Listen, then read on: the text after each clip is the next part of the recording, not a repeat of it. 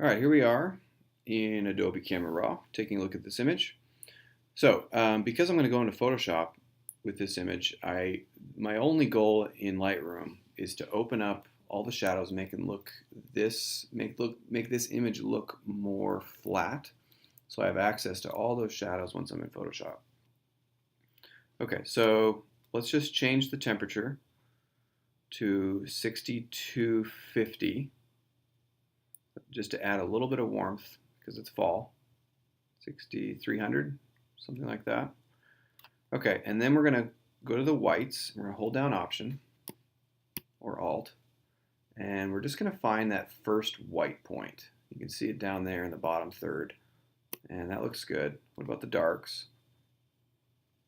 Okay, so let's get rid of some of those darks. We'll drag it to the right. Okay, so it's a little bit flatter now, so it looks worse, but that's okay. Go ahead and open the image in Photoshop.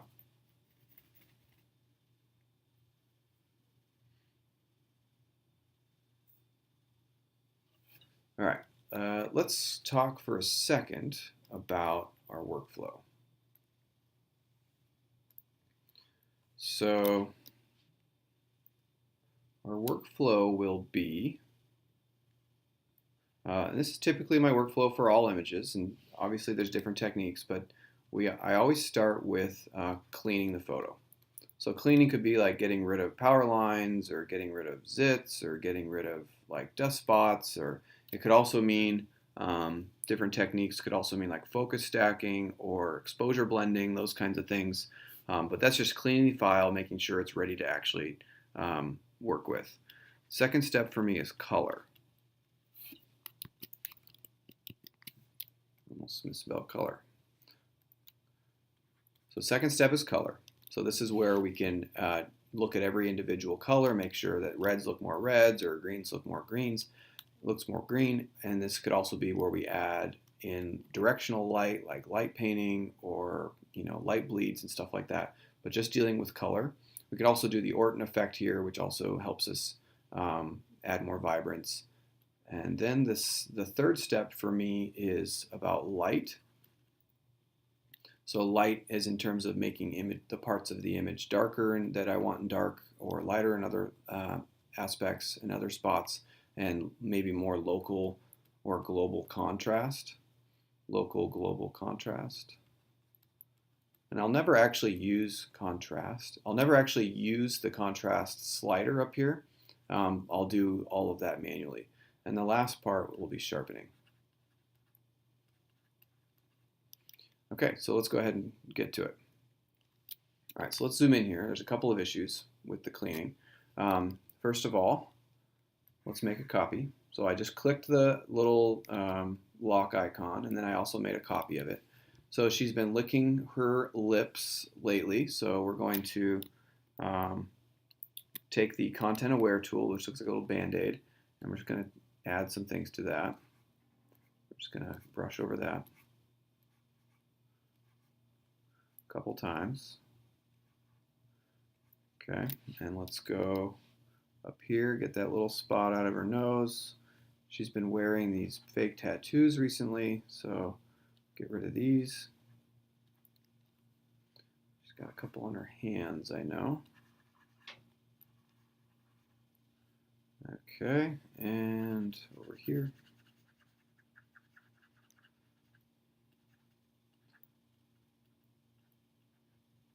Okay, not too bad. All right, so then this lip still isn't great, so I'm actually going to go up here to the clone stamp tool just to show you that too. So there's my clone stamp tool. So the way this works is you have to sample somewhere else in the photo. I also turn the opacity down to like 30% because I don't want like a direct clone. I just want somewhat of a clone. So I'm going to go a little bit below, and I'm going to get a little closer and just do that just a bit. Sample here, sample here. Okay, we'll see how we did there. So let's go up a little bit and just sort of see where we're at now. So here's the start, and this is where we ended. Pretty substantial, looks pretty successful. All right, so that could be the cleaning part. We cleaned it pretty well. Let's go ahead and merge these two layers down. We're not going to come back to that step. All right, so there's our before. All right, so our next step is about color. So I always start here with the selective color tool, or color adjustment layer. And let's go up to the reds, start at the top of the stack, and just start playing. We don't have to necessarily understand what's happening here with some of these different colors, the magentas and yellows and stuff, but just play around with it a little bit. Obviously, make sure you're not going too far because you're going to be adding more color on more color, so it might start to compound, which we don't want. But also remember that this is a fall photo, so we want to make sure we stay with that sort of theme about having these colors fallish, whatever that means. Okay. Green, there's probably not going to be too much green. Yeah, I won't bother here. I always go to the neutrals as well. Neutrals is where we can get all sorts of interesting stuff. So this will just look at the gray parts of the image. And okay, I do like adding that magenta to the neutral, but just one maybe. This one really adds up fast. Okay, let's go back to the reds. That red looks a little too powerful. We might be right on it actually. Okay, that looks pretty good. We can mess around with that for quite a while, but we won't. All right, so I do want to zoom in here and make sure that we didn't add unnecessary color to the face. So here's our before, here's our after. It looks pretty good. What I might want to do though is just take the brush tool, make sure it's black because my adjustment layer mask is white. I'm just going to make it big, and we're going to bring the opacity down to like 40%. I'm just going to brush right over her face very quickly. So we didn't add a ton of the color to her face. All right, that looks good. I think in terms of color, that's probably pretty good. So let's jump to the next part. So we did color. Now let's do some light and contrast. Actually, no, we're not done with color. Let's take a look at her eyes. So let's add another selective color. And let's go straight to the neutrals. And we're just going to add some blue. Just a hair. Okay. This cayenne tool. Okay. So let's go back to the layers, turn it off and on. Okay, so now we're going to fill this adjustment layer with pure black. So there's several ways to do this, but one way is to do Option, because black is our foreground color right now. Option or Alt Delete will fill it with black. Another way to do it is to push Shift Delete, and you can just click which one you want, foreground, background, or actually a specific color, or just black. I'll do black. So that'll do it. Now we want to make our brush tool small. You want to switch the color, foreground color, background color to black to white, and you're just going to brush right over the top. So we're actually brushing white on our layer mask. To see the layer mask in full size, it's Option or Alt, and click right on the layer mask itself. All right, so let's draw on that one as well. So there's our two eyes, and here's the before, here's the after. Okay, we're going to do one more adjustment.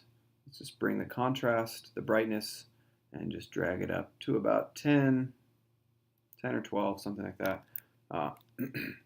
Same thing, add black to it. So black is now our background color. So that's Command Delete, or you can do the Shift Delete again and just pick it. And then we're going to paint white, which will make it a little bit brighter. We can go into the whites just a little bit, but be careful because this can look really weird if you do it wrong. Many do it wrong. All right, so there's the before, there's the after. Let's zoom out just to make sure it doesn't look too weird. Before, after. I think we can go a little bit farther actually. So let's click on the mask, or on the property here. Click on the property, and then just crank it up just a little bit more. That's probably too far. So I went up to 20 and I feel pretty comfortable with that. Before, after, before, after. All right, that looks okay. Cool, so then we're done with color. Let's talk about light now. So these three adjustment layers here, the brightness, the contrast, the levels, and the curves, they're all the same. They just do things slightly different, a different way, but they basically have the same effects. So when it's just when it's a pretty basic technique, I just use the brightness one. So what I'm going to do is I'm going to inch this up just a bit, go back over to my layers. I'm going to make it black. So that's Command Delete or Shift Delete and click black. And I'm going to go in here and I'm going to paint.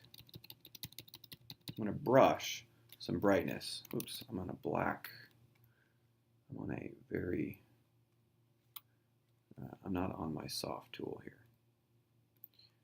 Okay. And notice I'm at 40% for my opacity.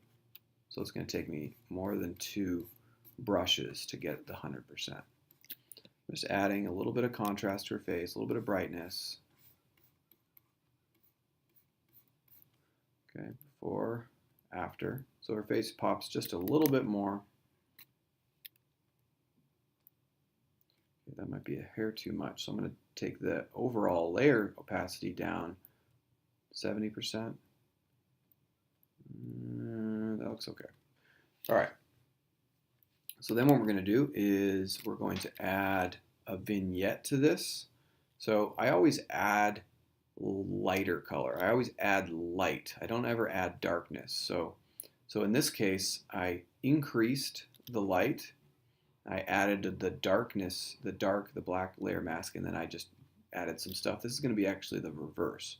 So I'm going to make the whole image darker, jump over to the layers, and I'm going to make it black, and I'm going to, no, never mind, make it light, and I'm actually going to brush the lightness back into the photo. I always like to make things brighter. I always like to brush brighter. I don't like to brush darker. And I'm just going to look at a couple leaves in particular, and overall just kind of make the center of the image brighter. This is just kind of dancing around the image, just making things brighter, sort of in the center. And so there's my before, here's my after. You can see that it definitely centers your eye in the middle, whereas before it didn't really. And sweatshirt. Okay, let's inch it up a little bit more. Cool, and I think we're about it. I actually am going to go back to this other adjustment layer and make her hair a little bit brighter. Cool. And that's it. So that's it for the light and the contrast. Let's go ahead and sharpen it. So the first sharpening technique, we're going to hold down Option and click the Merge Visible, Option or Alt. Okay, and then we're going to copy this down again. And then we're going to go to Filter, Other, High Pass. So we have 2 layers that are identical. The top one will now turn gray. And I typically drag this until we're starting to see color or the halos. So usually never above 4. And then you're going to take the normal and overlay. Okay, let's zoom in there just a bit.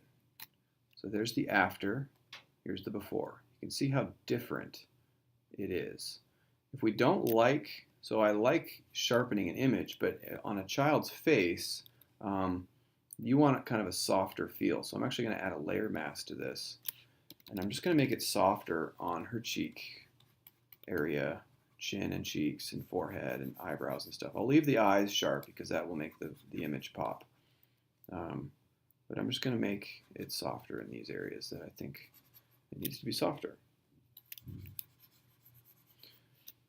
Cool. Okay, let's merge that one down. Merge down, we'll just do the top 2 layers, or the layer that you're selected on, the one below it. All right, and let's go Sharpen, Unsharp Mask, and something relatively high on the amount and very, very low on the radius. And that should do it. Cool. And that's it for our photo. So let's go ahead and go to zoom, zoom fit. Actually, you can do F, F again, and there's our image. Let's look at the before. So if we hold down Option, and click the very first layer, you can see the before and the after. Before, after. All right, there you go.